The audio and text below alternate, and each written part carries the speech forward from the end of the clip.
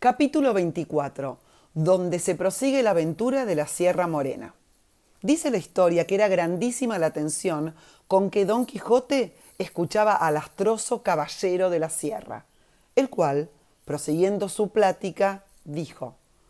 Por cierto, señor, quienquiera que seáis, que yo no os conozco, yo os agradezco las muestras y la cortesía que conmigo habéis usado, y yo quisiera hallarme en términos que con más que la voluntad pudiera servir la que habéis mostrado tenerme en el buen acogimiento que me habéis hecho, mas no quiere mi suerte darme otra cosa con que corresponda a las buenas obras que me hacen,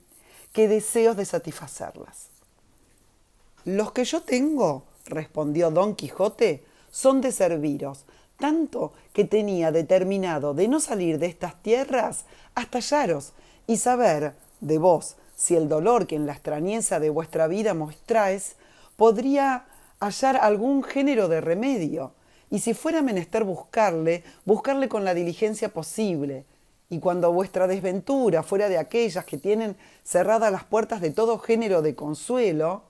pensaba ayudaros a llorarla y plañirla como mejor pudiera, que todavía es consuelo en las desgracias hallar quien se duela de ellas. Y, si es que mi buen intento merece ser agradecido con algún género de cortesía, yo suplico, señor, por la mucha que veo que en vos encierra, y juntamente os conjuro por la cosa que en esta vida más habéis amado o amáis, que me digas quién sois, y la causa que os ha traído a vivir y a morir entre estas soledades como bruto animal, pues moráis entre ellos tan ajeno de vos mismo, cual lo muestra vuestro traje y persona, y juro, añadió el Quijote, por la orden de caballería que recebí, aunque indigno y pecador, y por la profesión de caballero andante, que si en esto, señor, me complacéis de serviros de veras, a que me obliga el ser quien soy, ora remediando vuestra desgracia, si tiene remedio, ora ayudándolos a llorarla, como es lo prometido. El caballero del bosque, que de tal manera oyó hablar a la triste figura, no hacía sino mirarle y remirarle, y tornarle de mirar de arriba abajo. Y después que le hubo bien mirado, le dijo: Si tienen algo que darme de comer, por amor de Dios que me lo den, que después de haber comido, yo haré todo lo que se me manda, en agradecimiento de tan buenos deseos como aquí se me han mostrado. Luego sacaron Sancho de su costal y el cabrero de su zurrón, con que satisfizo el roto su hambre, comiendo lo que le dieron como persona tontada, tan apriesa que no daba espacio de un bocado al otro, pues antes los engullía que tragaba, y en tanto que comía, ni él ni los que le miraban hablaban palabra. Como acabó de comer, les hizo señas de que le siguiesen. ¿Cómo lo hicieron? Y él los llevó a un verde pradecillo que a la vuelta de una peña poco desviada allí estaban. En llegando a él se tendió en el suelo encima de la yerba y los demás hicieron lo mismo, y todo esto sin que ninguno hablase, hasta que el roto, después de haberse acomodado en su asiento, dijo: Si gustáis, señores, que os diga en breves razones, la inmensidad de mis desventuras, habéisme de prometer que con ninguna pregunta ni otra cosa no me interrumpiréis el hilo de mi triste historia. Porque en el punto en que lo hagáis, en ese se quedará lo que fuere contado. Estas razones del roto trujeron a la memoria de Don Quijote el cuento que había contado su escudero, cuando no acertó el número de cabras que habían pasado el río, y se quedó la historia pendiente. Pero volviendo al roto, prosiguió diciendo: Esta prevención que hago es porque querría pasar brevemente por el cuento de mis desgracias, que al traerlas a la memoria no me sirve de otra cosa que añadir otras de nuevo, y mientras menos me preguntaredes, más presto acabaré yo de decillas, puesto que no dejaré por contar cosa alguna que sea de importancia, para no satisfacer del todo a vuestro deseo. Don Quijote se lo prometió, en nombre de él y de los demás, y él, con este seguro, comenzó de esta manera. Mi nombre es Cardenio. Mi patria, una ciudad de las mejores de esta Andalucía. Mi linaje noble, mis padres ricos. Mi desventura, tanta que la deben haber llorado mis padres y sentido mi linaje, sin poderla aliviar con su riqueza, que para remediar desdichas del cielo, poco suelen valer los bienes de fortuna. Vivía en esta misma tierra un cielo, donde puso el amor toda la gloria que yo acertara a desearme. Tal es la hermosura de Lucinda, doncella tan noble y tan rica como yo, pero de más ventura y de menos firmeza de la que en mis honrados pensamientos se debía. A esta Lucinda amé, quise y adoré desde mis tiernos y primeros años, y ella me quiso a mí, con aquella sencillez y buen ánimo que su poca edad permitía. Sabían nuestros padres de nuestros intentos, y no les pesaba de ello porque bien veían que cuando pasara adelante no podían tener otro fin que el de casarnos, cosa que casi la concertaba la igualdad de nuestro linaje y riquezas. Creció la edad y con ella el amor de entre ambos, que al padre de Lucinda le pareció que por buenos respetos estaba obligado a negarme la entrada a su casa, casi imitando en esto a los padres de aquella Tisbe tan decantada de los poetas. Y fue esta negación añadir llama a llama y deseo a deseo, porque aunque pusieron silencio a las lenguas, no le pudieron poner a las plumas, las cuales, con más libertad que las lenguas, suelen dar a entender a quien quieren lo que en el alma está encerrado, que muchas veces la presencia de la cosa amada turba y enmudece la intención más determinada y la lengua más atrevida. ¡Ay, cielos! Cuántos billetes le escribí, cuán regaladas y honestas respuestas tuve, cuántas canciones compuse y cuántos enamorados versos donde el alma declaraba y trasladaba sus sentimientos, pintaba sus encendidos deseos, entretenía sus memorias y recreaba su voluntad. En efecto, viéndome apurado y que mi alma se consumía con el deseo de verla, determiné poner por obra y acabar en un punto lo que me pareció que más convenía para salir con mi deseado y merecido premio. Y fue el pedírsela a su padre por legítima esposa, como lo hice, a lo que él me respondió que me agradecía la voluntad que mostraba de honrable y de querer honrarme con prendas suyas, pero que, siendo mi padre vivo, a él tocaba de justo derecho hacer aquella demanda, porque si no fuese con mucha voluntad y gusto suyo, no era Lucinda mujer para tomarse ni darse a hurto. Yo le agradecí su buen intento, y pareciéronme que llevaba razón en lo que decía, y que mi padre vendría en ello como yo se lo dijese, y con este intento, luego en aquel mismo instante, fui a decirle a mi padre lo que deseaba. Y al tiempo que entré en un aposento donde estaba, le hallé con una carta abierta en la mano, la cual, antes que yo le dijese palabra, me la dio y me dijo: por esa carta verás, Cardenio, la voluntad que el duque Ricardo tiene de hacerte merced. Este duque Ricardo, como ya vosotros, señores, debéis saber, es un grande de España que tiene su estado en lo mejor de esta Andalucía. Tomé y leí la carta, la cual venía tan encarecida que a mí mismo me pareció mal si mi padre dejaba de cumplir lo que en ella se le pedía, que era que me enviase luego donde él estaba, que quería que fuese compañero, no criado, de su hijo mayor, y que él tomaba a cargo el ponerme en estado que correspondiese a la estimación en que me tenía. Leí la carta y enmudecí leyéndola, y más cuando oí que mi padre me decía: de aquí a 2 días te partirás, Cardenio, a hacer la voluntad del duque, y da gracias a Dios que te va abriendo camino por donde alcances lo que yo sé que mereces. Añadió a estas otras razones de mi padre consejero. Llegóse el término de mi partida, hablé una noche a Lucinda, díjele todo lo que pasaba, y lo mismo hice a su padre, suplicándole se entretuviese algunos días y dilatase el darle estado hasta que yo viese lo que Ricardo me quería. Él me lo prometió y ella me lo confirmó con 1000 juramentos y 1000 desmayos. Vine, en fin, a donde el duque Ricardo estaba. Fui de él tan bien recibido y tratado que desde luego comenzó la envidia a hacer su oficio, teniéndomela los criados antiguos, pareciéndoles que las muestras que el duque daba de hacerme merced habían de ser en perjuicio suyo. Pero el que más me holgó con mi ida fue un hijo segundo del duque, llamado Fernando, mozo gallardo, gentil hombre, liberal y enamorado, el cual en poco tiempo quiso que fuese tan su amigo que daba que decir a todos. Y aunque el mayor me quería bien y me hacía merced, no llegó al extremo que don Fernando me quería y trataba.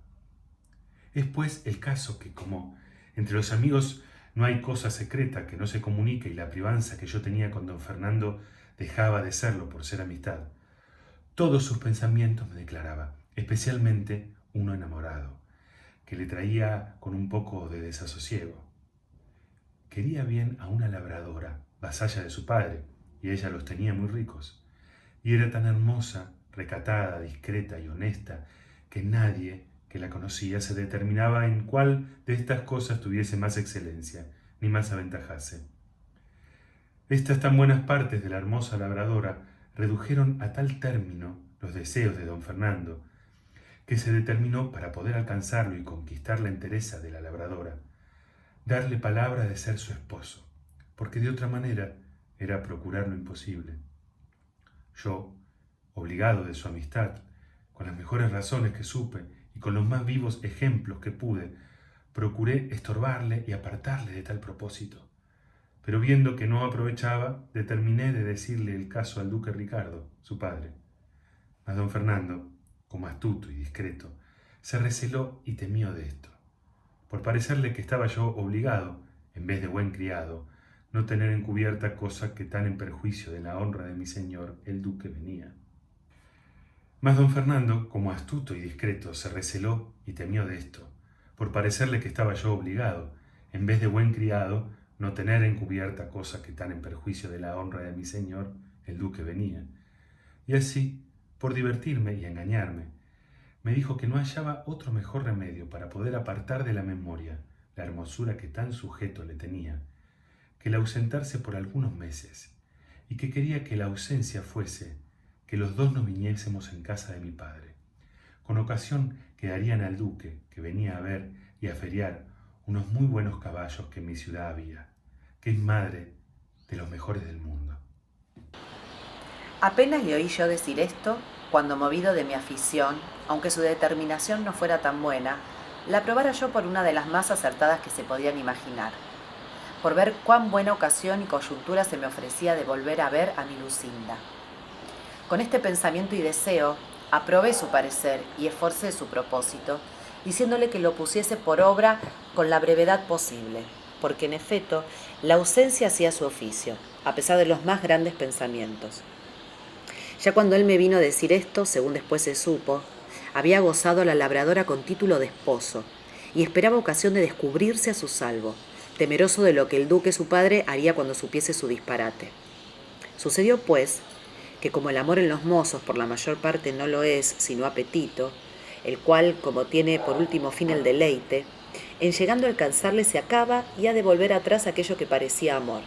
porque no puede pasar adelante el del término que le puso naturaleza, el cual término no le puso a lo que es verdadero amor. Quiero decir, que así como don Fernando gozó la labradora y se le aplacaron sus deseos y se resfriaron sus ahincos, y si primero fingía quererse ausentar por remediarlos, ahora de veras procuraba irse por no ponerlos en ejecución. Dióle el duque licencia y mándome que lo acompañase. Venimos a mi ciudad. Recibióle mi padre como quien era. Vi yo luego a Lucinda. Tornaron a vivir, aunque no habían estado muertos ni amortiguados mis deseos, de los cuales di cuenta por mal a don Fernando, por parecerme que la ley de la mucha amistad que mostraba no le debía encubrir nada. Alabéle la hermosura, donaire y discreción de Lucinda, de tal manera que mis alabanzas movieron en él los deseos de querer ver doncella de tantas buenas partes adornada. Cumplíselo yo, por mi corta suerte, enseñándosela una noche, a la luz de la vela, por una ventana por donde los dos solíamos hablarnos. Vio la ensayo, tal que todas las bellezas hasta entonces por él vistas las puso en olvido. Enmudeció, perdió el sentido, quedó absorto y finalmente tan enamorado cual lo veréis en el discurso del cuento de mi desventura. Y para encenderle más el deseo, que a mí me celaba y al cielo a solas descubría, quiso la fortuna que hallase un día un billete suyo pidiéndome que la pidiese a su padre por esposa, tan discreto, tan honesto y tan enamorado que en leyéndolo me dijo que en la sola Lucinda se encerraban todas las gracias de hermosura y de entendimiento que en las demás mujeres del mundo estaban repartidas. Bien es verdad que quiero confesar, ahora que puesto que yo veía con cuán justas causas don Fernando a Lucinda alababa, me pesaba de oír aquellas alabanzas de su boca, y comencé a temer y a recelarme de él, porque no se pasaba momento donde no quisiese que tratásemos de Lucinda, y él movía la plática, aunque la trujese por los cabellos, cosa que despertaba en mí un no sé qué de celos, no porque yo temiese revés alguno de la bondad y de la fe de Lucinda, pero con todo eso me hacía temer mi suerte, lo mismo que ella me aseguraba. Procuraba siempre don Fernando leer los papeles que yo a Lucinda enviaba y los que ella me respondía, a título que de la discreción de los dos gustaba mucho. Acaeció, pues, que habiéndome pedido Lucinda un libro de caballerías en que leer, de quien era ella muy aficionada, que era el Amadís de Gaula. No hubo bien oído don Quijote nombrar el libro de caballerías cuando dijo, con que me dijera vuestra merced al principio de su historia, que su merced de la señora Lucinda era aficionada a los libros de caballerías, no fuera menester otra exageración para darme a entender la alteza de su entendimiento, porque no le tuviera tan bueno como vos, señor, le habéis pintado, si careciera del gusto de tan sabrosa leyenda. Así que para conmigo no es menester gastar más palabras en declararme su hermosura, valor y entendimiento, que con solo haber entendido su afición, la confirmo por la más hermosa y la más discreta mujer del mundo. Y quisiera yo, señor, que vuestra merced le hubiera enviado junto con Amadís de Gaula al bueno de don Rugel de Grecia, que yo sé que gustará a la señora Lucinda mucho de Daraida y Geraya, y de las discreciones del pastor Darinel, y de aquellos admirables versos de sus bucólicas cantadas y representadas por él con todo donaire, discreción y desenvoltura. Pero tiempo podrá venir en que se enmiende esa falta, y no dura más en hacerse la enmienda de cuanto quiera vuestra merced ser servido de venirse conmigo a mi aldea, que allí le podré dar más de 300 libros, que son el regalo de mi alma y el entretenimiento de mi vida. Aunque tengo para mí no ya tanto, no tengo ninguno, merced a la malicia de malos y envidiosos encantadores. Y perdóneme vuestra merced el haber contravenido a lo que prometimos de no interromper su plática, pues en oyendo cosas de caballerías y de caballeros andantes, así es en mi mano dejar de hablar de ellos, como lo es de los rayos del sol dejar de calentar, y humedecer en los de la luna. Así perdón y proseguir, que es a lo que ahora hace más el caso. En tanto que Don Quijote estaba diciendo lo que queda dicho, se le había caído a Cardenio la cabeza sobre el pecho, dando muestras de estar profundamente pensativo. Y, puesto que 2 veces le dijo Don Quijote que prosiguiese su historia, ni alzaba la cabeza ni respondía palabra. Pero al cabo de un buen espacio la levantó y dijo: no se me puede quitar del pensamiento, ni habrá quien me lo quite en el mundo, ni quien me dé a entender otra cosa, y sería un majadero el que lo contrario entendiese o creyese, sino que aquel bellaconazo del maestro Elisabat estaba amancebado con la reina Madésima. Eso no, voto a tal, respondió con mucha cólera don Quijote, y arrojóle, como tenía de costumbre, y esa es una muy gran malicia o bellaquería, por mejor decir.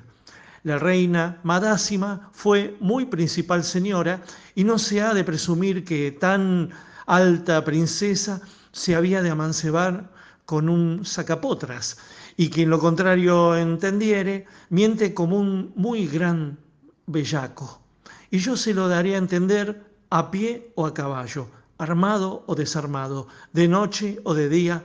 o como más gusto le diere.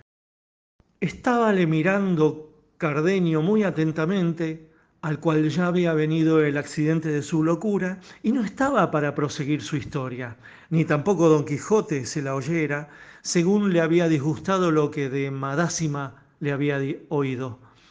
Extraño caso que así volvió por ella como si verdaderamente fuera su verdadera y natural señora. Tal le tenían sus descomulgados libros.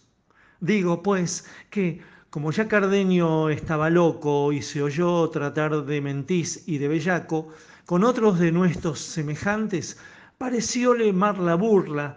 y alzó un guijarro que halló junto a sí y dio con él en los pechos tal golpe a Don Quijote que le hizo caer de espaldas. Sancho Panza, que de tal modo vio parar a su señor, arremetió al loco con el puño cerrado, y el roto le recibió de tal suerte que con una puñada dio con él a sus pies, y luego se subió sobre él y le brumó las costillas muy a su sabor. El cabrero, que le quiso defender, corrió el mismo peligro, y después que los tuvo a todos rendidos y molidos, los dejó y se fue con gentil sosiego a emboscarse en la montaña. Levantóse Sancho y, con la rabia que tenía de verse aporreado tan sin merecerlo, acudió a tomar la venganza del cabrero, diciéndole que él tenía la culpa de no haberles avisado que aquel hombre le tomaba a tiempos la locura, que, si esto supieran, hubieran estado sobre aviso para poderse guardar. Respondió el cabrero que ya lo había dicho y que si él no lo había oído, que no era suya la culpa. Replicó Sancho Panza y tornó a replicar el cabrero, y fue el fin de las réplicas asirse de las barbas y darse tales puñadas que, si Don Quijote no los pusiera en paz, se hicieran pedazos. Decía Sancho, asido con el cabrero: déjeme vuestra merced, señor caballero de la triste figura, que en este, que es villano como yo y no está armado caballero, bien puedo a mi salvo satisfacerme del agravio que me ha hecho, peleando con él mano a mano como hombre honrado. Así es, dijo Don Quijote, pero yo sé que él no tiene ninguna culpa de lo sucedido. Con esto los apaciguó y Don Quijote volvió a preguntar al cabrero si sería posible hallar a Cardenio, porque quedaba con grandísimo deseo de saber el fin de la historia. Díjole el cabrero lo que primero le había dicho, que era no saber de cierto su humanidad,